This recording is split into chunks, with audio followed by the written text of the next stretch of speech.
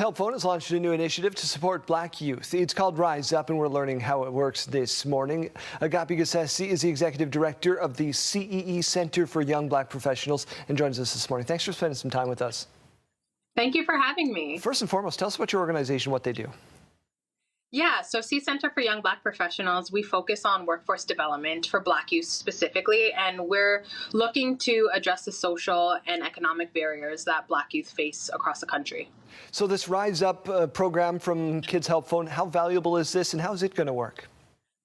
I think it's really valuable because it allows for the acknowledgement and validation of the Black experience in Canada.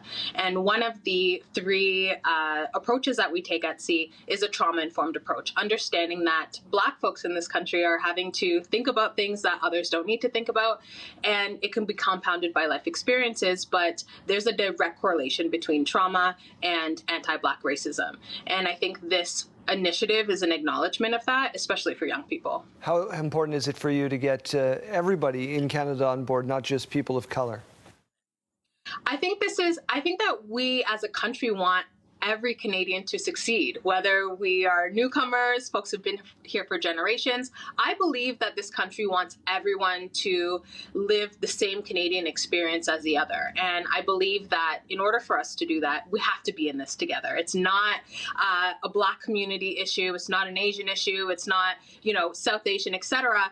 But collectively, we make up Canada. And I think that if we understand that the problems of those who are most affected become the problems for everyone, and we all pitch in to find solutions, then we'll see real systemic generational change. A lot of focus on inclusion over the past year, including efforts by Kids Help Phone in the federal budget as well. Have we done enough to support people who need it right now, or is there still a lot more work to be done?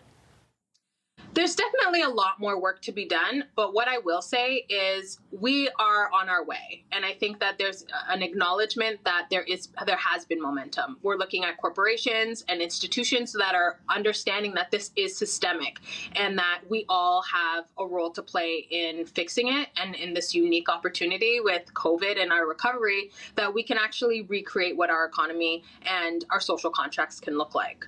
I definitely think so. When people call Rise Up, what can they expect?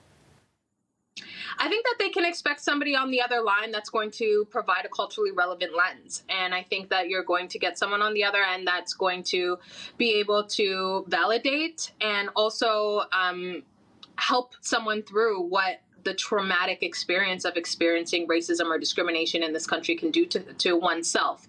And I think that it's a really vital mental health support.